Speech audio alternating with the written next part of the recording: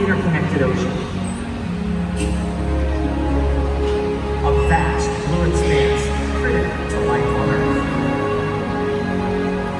And there's no better animal to represent the ocean's beauty than the killer whale.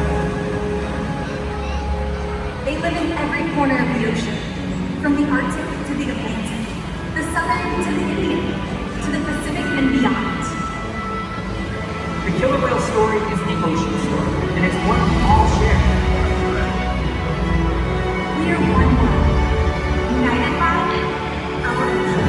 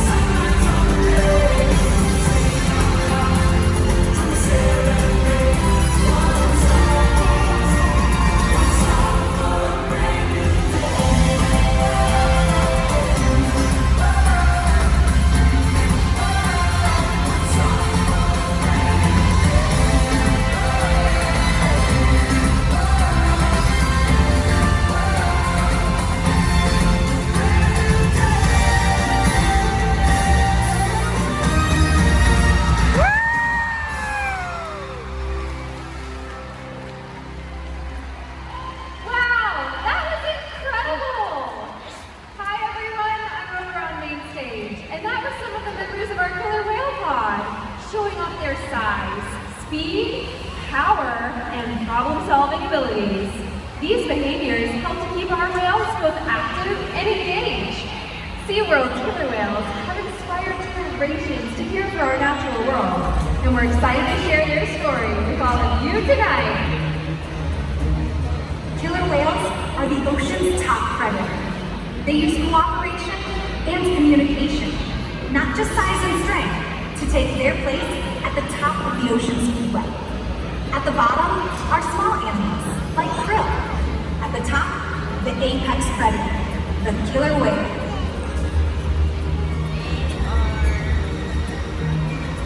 Killer whales are as big as a bus, fast faster than an Olympic swimmer. High flying and powerful. We're going to see all of that tonight and more. These and other behaviors provide an environment full of enrichment. We spend days, weeks, months, and years building relationships with our whales. This creates trust, and that allows us to do some amazing things. For example, when you visit the dive, you present your arm to draw blood, or step on the scale to see how much you weigh. It's much the same with our whales. Throughout tonight's experience, you'll see the whales moving together in unison. These synchronized behaviors help to strengthen their social bonds and allows them to problem solve as a group. These are just some of the reasons why they are known as the ocean's top predator. Their scientific name is the Orca, and their common name is the killer whale. And these 5 whales have their own unique personal names. Our 3 females, Takara, Sakari, and Kamea, and joining us right up front are our 2 males, Tuar and Kayuke. Kamea is our youngest whale at 10 years old, and Takara is the oldest at 33 years old. Takara is also the matriarch of our pod, which means she's the leader. These whales trust us and take an active role in their own health and well-being. Through the use of positive reinforcement training techniques, we're able to teach the whales husbandry or healthcare behaviors. Trainers Kylan and Danny are joining us at the slide house to help demonstrate some of these behaviors. One of the very first behaviors that we teach our whales is called a fluke present, in which the whale presents their tail flukes to the trainer, just as Tuar is doing right now. In this position, not only can we get an excellent look at the entire underside of their body, but we also have access to the easy-to-see shallow veins in the white underside of their tail flukes. At least once a month, our veterinarians are able to collect a blood sample from these veins, and the whale's in position to remain calm throughout the entire procedure. Now during tonight's presentation, you may notice the trainers giving the whales a tail massage, back rub, or even a pectoral liver massage. Killer whales have very sensitive skin, so this is an excellent way for us to strengthen our relationship with them. Now, collecting blood is just one of the ways we can monitor the health of these animals. Another great diagnostic tool is knowing how much each individual animal weighs, which is why at least once a week we will ask them to slide up and out of the water onto a killer whale-sized scale in one of our adjacent back pools, just as Kayuke is demonstrating right now. You'll notice that while he's in this position, a portion of his body, from that dorsal fin on his back, all the way down to his tail flukes, is still in the water. This portion of his body is called the peduncle, and it is made up of several very large and powerful muscles that can easily weigh hundreds of pounds. So in order to get an accurate weight, we will ask him to lift them up and out of the water. And this is how we know, as of last Tuesday morning, Kayuke is weighing in at over 9,820 pounds. It's important that we get an accurate weight on all of our animals. Make sure that the younger whales, like Sakari and Kamea, are growing appropriately, and that the older ones, like Kayuke here, are maintaining a healthy weight. All of these husbandry behaviors help us to ensure that these animals are both healthy and thriving. And the care isn't just physical. Mental stimulation and play are vital, and we surprise and engage with our whales at every opportunity. Play is how killer whales teach their young to hunt, and for the adults, play is important too. It seems that they just enjoy having fun. Making time for play is an important part of life for killer whales, and for us. Observational learning and mimicry play a critical role in the development of a young killer whale. From the moment they're born, they learn necessary life skills by playing follow the leader with their mothers and other members of the pod. Here at SeaWorld, they also learn by playing follow the leader with us by mimicking our movements. I'm going to have everyone help demonstrate this today. All right, everyone raise your left arm right in the air and give the whales a great big wave. And would you look at that? They are paying very close attention to you. Killer whales have amazing eyesight, both above and below the water, and they're very curious animals. We often see them engaging in behaviors such as jumping completely up and out of the water to get a better look at their surroundings, and a behavior called the sliding valve. That was great! We are now going to take a moment to learn a little bit about how killer whales communicate. So vocalizations are just one of the ways that killer whales communicate with one another, and they do this by maneuvering that blowhole on the backside of their head. All right, everyone, take the index fingers on each of your hands and motion them back and forth like you're conducting an orchestra. That sounded great! Did you know that scientists believe that when a killer whale jumps out of the water to come crashing down, they may be making their presence known? This is because sound waves travel approximately 4.5 times faster through water than they do through air. So when a killer whale leaps out of the water and comes crashing back down, that sound can be heard for miles. And that behavior is called a breach. Turn your attention towards the center of the pool. Let's hear it for Cayuse.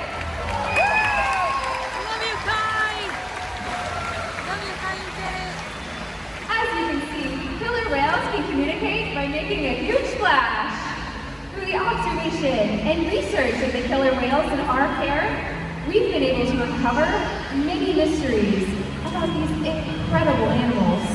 For example, we know that the gestation period for a pregnant killer whale is 17 months. That kind of information is impossible to obtain in the wild.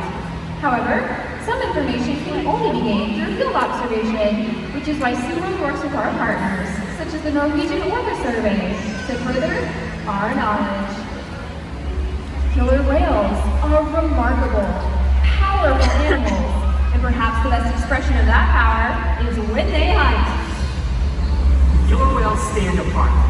They have no natural predators, and just about any other ocean animal can be their dinner. Depending on where they live and their chosen prey, they've developed some epic hunting techniques. Off the coast of South America, killer whales will beach themselves, riding in on waves just long enough to catch prey.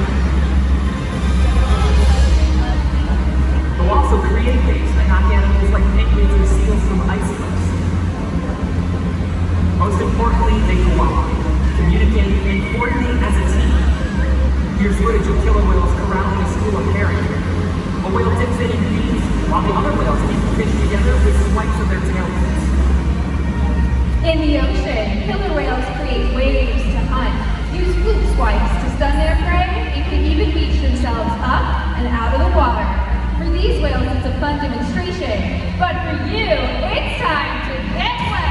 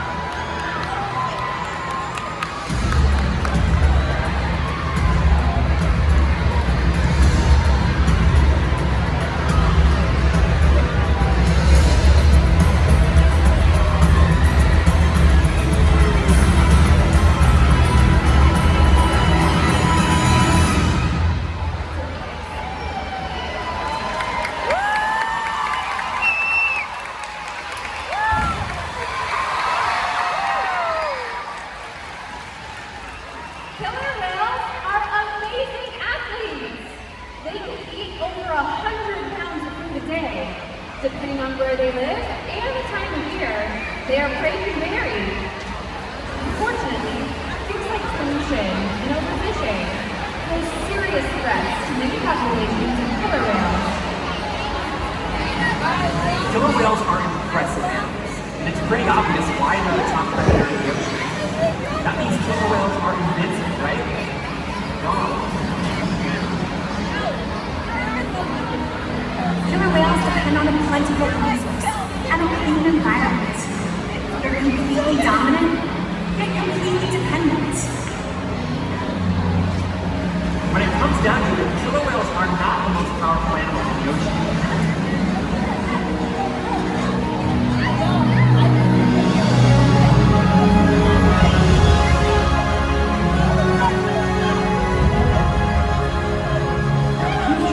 Depends on you. Through your actions. For the choices we all make. We hold the future of killer whales and the oceans in our hands. Killer whales continue to surprise and amaze us. They're the perfect ambassadors of the ocean, limitless, connected, powerful, but still vulnerable. The challenges that we face can seem insurmountable. Don't give up. Be inspired. The ocean needs our help, and that seems overwhelming. But together, we can make it happen. There's so much to learn. So much to protect. So much to explore. The killer whale story is still being written, and there are simple things we all do to make a difference. All it takes is one choice. One positive act, one ripple that can grow and grow. And change the world. Together, we've got this.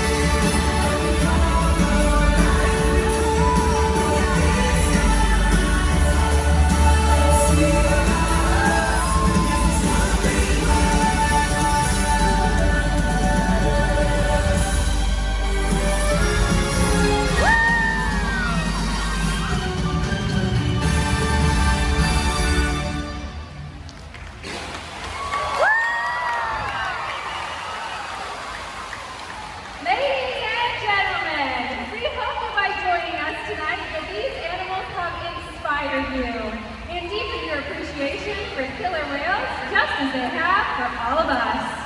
We will continue to learn from the whales in